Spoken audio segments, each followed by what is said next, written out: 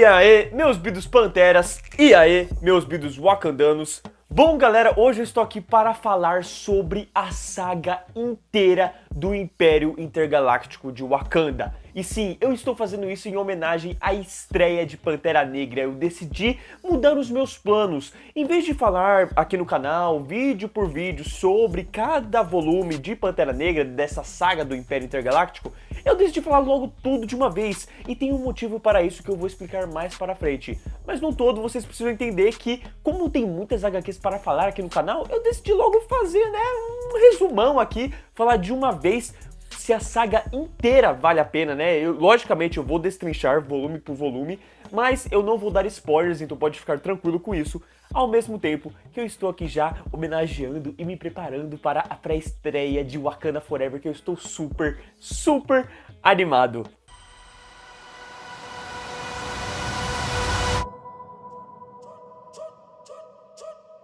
Então, bora lá que eu vou falar sobre todos os volumes de Pantera Negra, né? Eu praticamente já falei do primeiro volume, já tenho um vídeo do primeiro volume, então aqui eu vou abordar muito mais os outros 3 volumes, se tratando do Império Intergaláctico de Wakanda.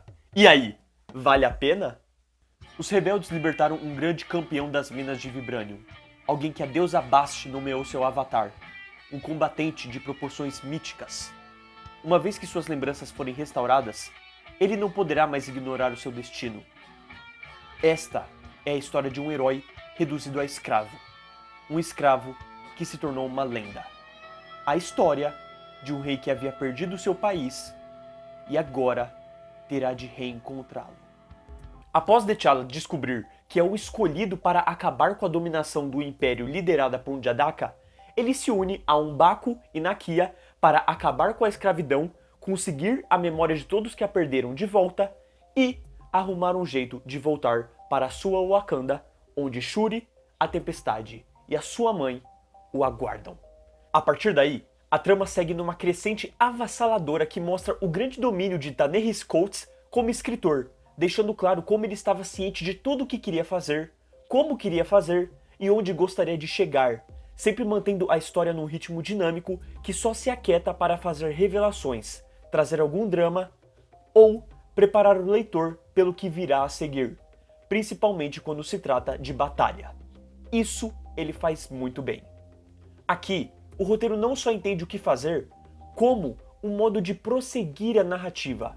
A história vai matar algum personagem e volta no tempo para que a gente entenda mais sobre este personagem, de forma que traga maior impacto e nos faça reconhecer a sua ação. A edição, que vai trazer a batalha final, não enche o nosso saco com diversos diálogos, e sim nos traz uma cena de ação em quadrinhos para que o ilustrador brilhe, ao mesmo tempo que acabe deixando uma quantidade específica de balões apenas para indicar a função de cada herói que se uniu à luta e nos empolgar com certas entradas ou feitos em combo. E isso é um fator que o Coates deveria muito se vangloriar. Ele é muito preciso com os diálogos.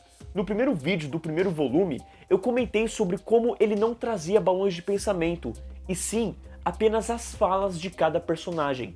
E aqui, ele não muda isso com os outros 3 volumes. Ele mantém o tempo inteiro como se fosse uma obra audiovisual, deixando confuso em alguns momentos o que realmente está acontecendo, mas tratando a gente como um espectador que vai acompanhar a história de acordo com o avanço de cena em cena, nunca deixando de nos presentear com frases profundas, épicas ou arrepiantes que realmente me fizeram repensar em qual eu colocaria na abertura deste vídeo, do qual eu fui um cara bem legal e deixei o melhor para quem for ler estes volumes.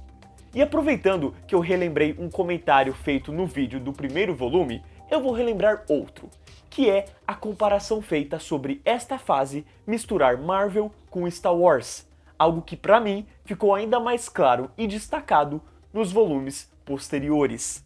Não só pelo que eu já havia destacado, mas porque no início de cada volume tem o mesmo tipo de abertura, havendo uma narração que relembra fatos que ocorreram e apresentando um tom motivacional para seguir na leitura com euforia. Sem contar a obviedade de um escolhido que tem uma espécie de sabre que brilha, lutando contra o mais temível ser do Império que veste um uniforme preto marcante. Aproveitando que falei disso, algo bem legal nessa fase do Pantera Negra é em como ela funciona tanto para novos leitores quanto para aqueles que já acompanhavam o personagem há muito tempo, já que ela é inovadora ao trazer esse arco pela galáxia que por muito tempo te confunde sobre o que realmente está acontecendo, ao mesmo tempo que traz muita conexão com o filme da Marvel, deixando fácil para os leitores que foram conquistados pelo filme se sentirem em casa com fatores que eu me questiono se eles realmente eram assim antes do filme. Como por exemplo, o Killmonger ter as bolinhas no corpo, o mundo dos mortos ser todo roxo daquele jeito, os wakandanos cruzarem os braços em prol de Wakanda Forever, o uniforme do T'Challa carregar e ficar roxo com os danos que sofre, além da própria Shuri, que em arte é bem parecida com a atriz Letitia Wright. E falando na Shuri, que mulher, senhoras e senhores! Essa realmente me deixaria feliz de ver assumindo o trono de seu irmão. Porque diferente da versão dos cinemas, do qual eu também não tenho nada contra, temos aqui uma irmã que até tem senso de humor, mas acima disso e de sua grande inteligência, ela também é extremamente política, com uma lábia muito forte. Ela sabe o que faz, vê os problemas antes de eles existirem, e não só leva a bronca de sua mãe por ser muito racional, como precisa ser a voz da razão para o seu irmão, que muitas vezes não parece estar ouvindo graças ao seu grande coração. Isso traz um contraponto muito legal que dá mais vontade de ver não só os dois juntos, como também a fase em que a Shuri assumiu o manto de Pantera Negra. Mas enfim, voltando para a fase do Coates, diferente do que foi visto em outras fases por aqui no canal, onde eu falava de volume por volume, já que no caso da fase de Aaron com o Thor, se apresentava uma missão e vilão diferente, ou na fase de Fraction com o Clint, se apresentavam diversas histórias em aberto que num todo até se conectavam, mas davam para ler separadamente, o caso deste Pantera é o caso de Mortal Hulk. É uma fase só, um complemento, sendo praticamente impossível você ler um sem ler o que vem antes ou depois. Na real, se você pegar o primeiro volume, até dá pra você ler ele e largar, mas o resto te deixa perdido, seja por não entender o que está acontecendo, ou por chegar no momento da explicação sem ter passado pelo baque de não entender o que estava acontecendo. E fique sabendo que, felizmente, uma hora você entende. Eu adorei muito que, ao chegar no terceiro volume, o geral se explica, resolve e a gente volta pra Terra, o que por um momento te faz pensar que era isso, o fim de uma trama e o início de outra, que tinha acabado, onde a história age como se tivesse sido mais uma semana para o herói. E graças a Deus, não é isso. O que temos aqui é o que ótimas temporadas sabem fazer, que é não encher linguiça e resolver uma parte do problema na metade da parada, para então mostrar que tem consequências, tem traumas, tem um maior entendimento do que houve, da mesma forma que fica claro que a trama como um todo não teve seu fim ainda. Se antes ela estava apenas no espaço, na galáxia, agora ela estava no espaço e na Terra, o que é ótimo, afinal conversão dos dois. E quando você chega no último volume, não tem nada que se compare, pois ela é realmente aquela conclusão que faz tudo valer a pena. Tudo que você leu até então ganha sentido e força. Uma guerra final está a caminho e todos os personagens vão tendo suas ações e motivações sendo postas à prova. E nessa, dá pra dizer que a conclusão é extremamente satisfatória. Ela empolga, ela cria a ansiedade para o grande finale, da mesma forma que sabe muito bem como fechar a narrativa, de modo que você não precise ler mais nada do Pantera Negra, de que você entenda que viu um marco na vida de T'Challa e de que você se comova com a forma singela em que finaliza, indicando até que poderia ser uma excelente inspiração para um filme do MCU. E aproveitando que eu falei do MCU, eu gostaria de destacar como a última capa do volume mostra e realmente não engana. Aqui na capa você vê que, aparentemente, na última batalha teremos vários heróis da Marvel aparecendo para ajudar o Pantera Negra. E acontece que todos eles são negros. Por um lado, parece uma militância, já que não faria sentido o T'Challa chamar os Vingadores X-Men e só chamar a galera negra, né? Não chamar a galera branca que, se você olhar bem, são os principais desses times. Mas, por outro, eu acho uma representatividade do caramba. É simplesmente muito legal que esse quadrinho mostre como a Marvel tem tanto herói da hora e que é negro e que não tem tanta representatividade, não tem tanta atenção como deveria. Sem contar que quando junta todo mundo com os wakandanos, forma uma imagem tão épica quanto aquela que a gente viu em Ultimato, onde juntou todas as mulheres do MCU. Por fim, se tratando da arte, alguns outros artistas chegaram a aparecer tanto no segundo volume quanto no terceiro e quarto volume também. Felizmente, a arte deles não incomoda no quesito de transição, de você mudar, né, de uma página para outra e perceber que a arte mudou. Isso não acontece, pelo menos comigo, não aconteceu. Eu acho que pode acontecer com quem ler do primeiro volume para o segundo volume, porque o segundo volume realmente tem uma mudança bem drástica, mas como eu dei um tempo entre o primeiro e o segundo volume, eu não senti tanto essa mudança, mas admito que alguns podem sentir. O lance que eu estou falando aqui é que o que temos aqui nesta fase do Pantera Negra com o Coates é o que temos em relação ao Adrian Alphona com os Fugitivos, o Joey Bennett com o Immortal Hulk, o Marco Checchetto com o Demolidor. Temos um artista que deixou a sua marca nesta fase, que mesmo que você minimamente não curta a arte dele, que a arte dele não seja a mais atrativa para você, ele acaba deixando a marca na fase, né? Tipo, você pensa na fase e você pensa na arte desse cara. Portanto, eu estou falando de Daniel Acunha, que nos presenteia em uma grande maioria da fase com a sua pintura orquestrada pelo mundo de Wakanda, tanto a no espaço quanto a na Terra, sabendo muito bem como realizar uma cena de suspense ou ação, ilustrando muito bem mesmo momentos mais surrealistas com o mundo dos mortos ou o poder por parte da deusa Bast, deixando claro que é a arte mais importante quando se trata das edições finais, ilustrando toda a batalha final e deixando a área de epílogo de conclusão para outro artista finalizar com uma arte boa, porém comum e não tão marcante ou atrativa como a que fomos agraciados pelo Daniel durante boa parte desta fase.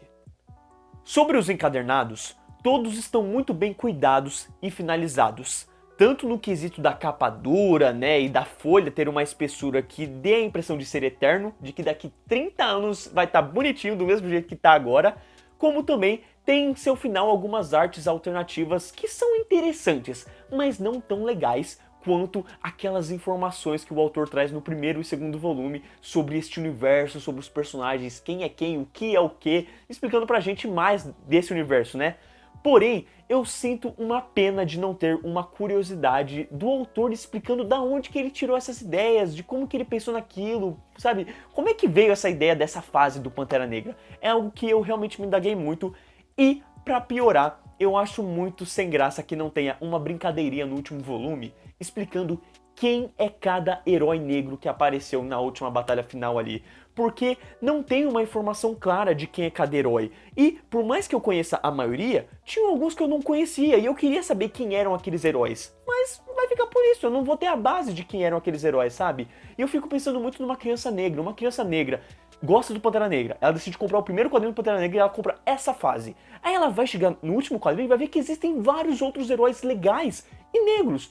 Só que aí ela vai se interessar e como é que ela vai saber que é aquele herói, entendeu? Como é que ela vai poder correr atrás daqueles personagens? Então é isso que eu acho triste por parte deste volume, que não tem como alguém querer e poder correr atrás dos personagens negros que aparecem nesses volumes, como eu pelo menos gosto de correr atrás dos problemas nesses volumes. Portanto, na página 2 da edição 9, há realmente um erro de pluralidade, onde fora da lei deveria ser foras da lei. Na página 18 da edição 9, em um dos últimos balões, está faltando uma vírgula entre maior e anos antes, para não haver a má interpretação que eu tive de que não deveria haver a palavra maior. Na página 3 da edição 10, tem um risco roxo. Na página 13 da edição 13, há a falta de uma vírgula ou se na fala da Shuri, já que é sentido a ausência de algo nessa frase. Eu acreditaria nisso não fosse por uma coisa. ou é uma vírgula ou é um se entre nisso e não. Na página 3 da edição 15, houve um erro que está aparentando ser comum ultimamente, onde soldado deveria ser soldada.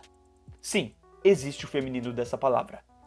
Felizmente mesmo, o volume 4 não traz um mísero erro, tirando um leve risco de amassado na última página do encadernado. O Império Intergaláctico de Wakanda se mostra uma das fases mais atraentes da Marvel para se pegar e uma das melhores fases do Pantera Negra para você se divertir pelo seu universo, pois ao mesmo tempo que ela te deixa perdida para o que está acontecendo ali, ou até com os elementos que são tratados pelo universo do personagem, que são referenciados e você pode não entender porque o personagem tem uma cronologia gigante dentro do universo da Marvel, em nenhum momento ela deixa de ser algo intrigante que mostra com excelência como fazer a sua trama crescer com fôlego para fechar em um final de pancadaria marcante e que fale muito sobre a luta por povos desconhecidos, sobre se rebelar contra uma ditadura e sobre como é melhor buscar evoluir e se importar mais com a sua motivação boa do que procurar um culpado pelas consequências que não eram possíveis prever. Sendo assim, Pantera Negra consegue muito bem mostrar como se fazer uma fase dentro do universo da Marvel, mostrando que sim, dá pra evoluir por volume. Porque por mim, na minha opinião, diferente do que eu falei sobre outras fases como a do Matt Fraction com o Gavião Arqueiro ou a do Jason Aaron com o Thor, aqui é só evolução. O segundo é melhor que o primeiro, o terceiro é melhor que o segundo e o quarto é melhor que o terceiro. E isso é pra poucos, cara. Isso daqui é sensacional. Eu ouço muito falar também da fase do Coates com o Pantera Negra antes do Império Intergaláctico, só que eu não ouço falar tão bem quanto o Império Intergaláctico. Então por isso eu decidi falar dessa fase, comprar essa fase, trabalhar essa fase aqui no canal, porque ela é realmente muito diferente e eu gostei muito do que eu vi aqui. É realmente o meu material favorito do Pantera, do que eu li dele até agora, e olha que se você procurar aqui no canal vai ter vídeos de outras HQs do personagem, mas isso não tira o fator de que eu quero ler cada vez mais sobre o personagem, porque eu realmente amo muito esse personagem, e muito graças ao que a Marvel fez nos cinemas.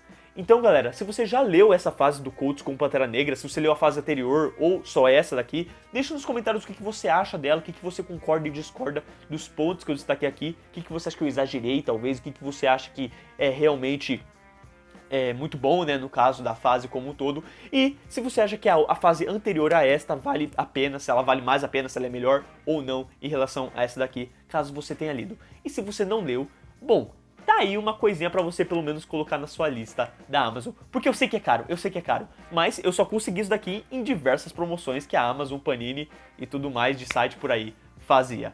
Eu agradeço muito por quem assistiu o vídeo até aqui, e galera, é hoje, Pantera Negra é hoje, pelo menos pra mim, no dia que está saindo esse vídeo. Se você tivesse visto esse vídeo depois, pode ser que já tenha até mesmo um review do filme aqui no canal, e aí é só você procurar. Muito obrigado, valeu, falou!